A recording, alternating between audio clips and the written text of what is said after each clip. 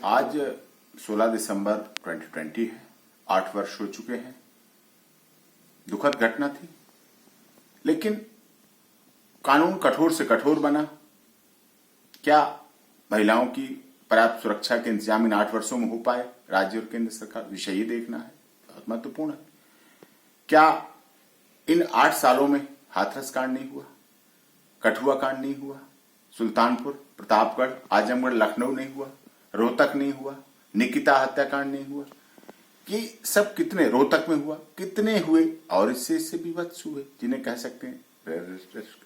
लेकिन विषय ये महत्वपूर्ण है, जब तक हम अपने समाज में, अपने परिवार में, अपने बच्चों में बदलाव नहीं लाएंगे, जब तक हम उनको ऐसा बनाएंगे नहीं जो हर हमारा परिवार का युवक प्रत्येक बाहर निकलने वाली महिला को अपनी बहन, बेटी और उस तरह से समझे, और प्रत्येक पुरुष प्रत्येक महिला का रक्षक, सुरक्षा कवच और सुरक्षा करने वाला जब बन जाएगा, तब इन घटनाओं से निजात मिलेगी, तब हमारा देश सोने की चिड़िया जगत गुरु बन पाएगा।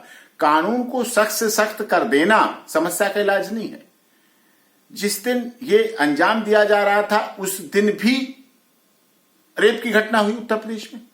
कई बार मीडिया उनको चलाती है, कई बार नहीं चलाती। मीडिया अपने हिसाब से कई बार चलाती, कई बार नहीं चलाती। घटनाएं हो रही हैं, घटनाएं आज भी हो रही हैं। नेशनल क्राइम रिकॉर्ड ब्यूरो का रिकॉर्ड देखिए आप, घटनाएं हो रही हैं।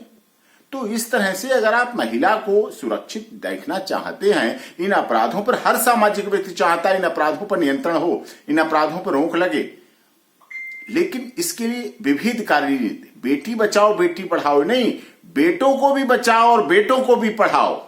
केवल बेटी बचाओ बेटी पढ़ाओ से नहीं, बेटों को भी बचाओ, बेटों को भी पढ़ाओ, बेटों को संस्कारित बनाओ, बेटों को संस्कारवान बनाओ, बेटों को अब नैतिक शिक्षा बनाओ, बेटों को संस्कार के आधार पर, परिवार की संकल्पना के आधार पर समाज का सुरक्षक बनाओ, सुरक्षा गार्ड बनाओ। उन्हें बाहर निकले तो हर माँ बेटी, बहन बेटी की सुरक्षा का दायित्व तो अपने बच्चे को दो, उससे पूछो शाम को जब वो आए तो तूने कितने महिलाओं की मदद की, कितनी इज्जत की, कितना सम्मान दिया, कहां उन्हें बचा। तो हर देश का नागरिक, हर बच्चा, हर युवक, हर स्कूल का छात्र बहन बेटियों की रक्षा करने लगेगा। और अपनी बहन बेटियों को भी संस्कार बनाइए, उन्हें भी चरित्रवान बनाइए, उन्हें भी पाश्चात्य सभ्यता में मत धकेलिए, तब इन अपराधों पर रोक लगेगी। केवल इस बात करने के आज 8 वर्ष हो गए हैं, अगले साल 9 वर्ष हो जाएंगे, तो वर्षों का सिलसिला चलता रहेगा, अपराधों का सिलसिला चलता रहेगा, सजाओं का सिलसिला चलता रहेगा। कोर्ट की अपनी सीमाएं हैं, कानून की अपनी सीमाएं हैं। इतने अधिक केस होंगे तो कैसे निपटारे होंगे, कैसे ट्रायल होंगे।